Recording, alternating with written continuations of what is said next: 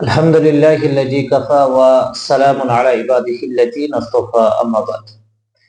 আমাদের এই চ্যানেলকে যে সকল ভাইরা নিয়মিতভাবে ফলো করছিলেন, হয়তো মাঝে কিছু দিন গ্যাপ থেকে গিয়েছে, আজ একটি গুরুত্বপূর্ণ বিষয় নিয়ে আপনাদের মাঝে আলোচনা করতে চলেছি। সেটি যে বর্তমান প্রেক্ষাপটে উলামায়ে কেরামদের দ্বীনের প্রতি ভূমিকা। সম্মানিত উপস্থিতি,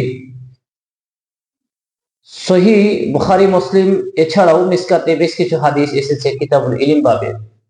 যে হাদিসগুলোতে এসেছে যে আল্লাহর রাসূল সাল্লাল্লাহু আলাইহি ওয়াসাল্লাম বলছেন, এমন একটি জামানা আসবে, ইন্নী আখাফু মিন উম্মতি, আমার উম্মতের ওই সমস্ত আলেম ওলামাদের থেকে আমি সতর্ক থাকছি এবং আমার উম্মাহকেও সতর্ক করছি, যারা দ্বীনকে, ইসলামকে তারা তাদের মতন উপস্থাপন করবে, তাদের মতন ব্যাখ্যা বিশ্লেষণ করবে এবং জাতিকে তারা গুমরাহিতার মধ্যে রাখার চেষ্টা করবে।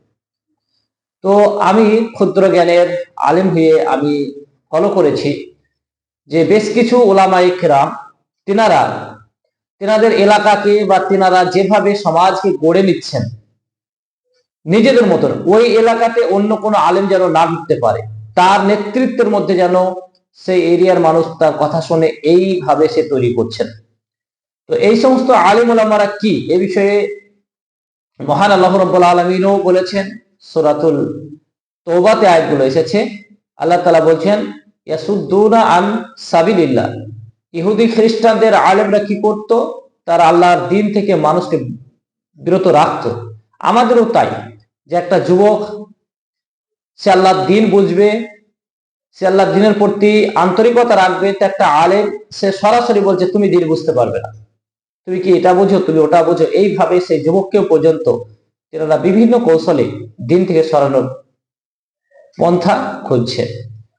আরো একটা বিষয় আপনারা ভালোভাবে লক্ষ্য করেছেন যে আজকে কিছু ব্যবসায়ী আলেম যারা আপনার জলসার মাধ্যমে কন্ট্যাক্ট করে প্রায় 30-40 হাজার তাদের ডিমান্ড, এবং সেই সমস্ত বক্তাদেরকে এনে যে পদ্ধতিতে আজকে সমাজ দিন দিচ্ছে বা কিছু তাদের থেকে নেওয়ার চেষ্টা করছে। প্রথম কথা হচ্ছে, তারা যে পদ্ধতিতে দিন দিচ্ছে এটা সলফে সলেহিনদের মানহাজের মধ্যে পড়ে না।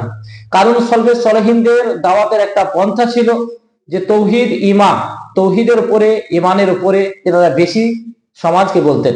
তেনারা উদ্ভট কিছু বলেন, যা কেসা কাহিনী বলে তেনারা এতগুলো টাকা সমাজ থেকে নিয়ে নেয়, কারণ সমাজকে আনন্দ দেয়, মজা দেয়। সেই পন্থায় তেনারা আজ দাওয়াতের কাজ করছে। মাদ্রাসাতেও সেই সমস্ত আলেম ওলামাদেরকে ইনভাইট করে আনছে। আফসোসের বিষয়, পরিতাপের বিষয়, যে সেই সমস্ত আলেমদেরকে আনলে ভাইরাল আলেম, তাদের ডাকে হয়তো অনেক শ্রোতা আসবে, আমরা একটা কালেকশন করব, তাই তেনাদের মারফতে কালেকশন হবে। প্রথম কথা হচ্ছে, এই রকমের আপনারা কখনোই দেখাতে পারবে না যে মাদ্রাসাতে ঢালাও ভাবে একদম সুদখোর, ঘুষখোর, আরো বিভিন্ন যারা অন্যায়কারী তাদের টাকাকে নিবেন, হ্যাঁ, আর তাদেরকে জান্নাতের টিকিট ধরে দিবেন 10,000 বিনিময়ে, 5,000 বিনিময়ে, আর বলে দিবেন অমুক ব্যক্তি জান্নাতি, অথচ তার জীবনে নামাজই নাই, তার জীবনে তওবাই নাই, সে জীবনে কখনো তওবাও করতে শিখেনি। সেই মানুষটা টাকাটাকে নিয়ে নিলেন মাদ্রাসা পন্থীরা, আর এদিকে ঢালাও ভাবে বলে দিলেন। তবে কিছু মাদ্রাসা রয়েছে তেনারা আলহামদুলিল্লাহ পীর হাবিব সাল্লাল্লাহু আলাইহি সাল্লামের সুন্নাহকে ফলো করে চলেছেন, তেনারা এই সমস্ত আলেম ওলামাদেরকে কখনো আনেন না। তো আমি বিশেষ করে বলবো যে, বিশেষ করে যুবক ভাইদেরকে অন্তর দিয়ে ভালোবাসি, যে আপনারা একটু পরিলক্ষিত হন, আপনারা একটু দেখুন, বুঝুন যে আজকে কি অবস্থা সমাজে।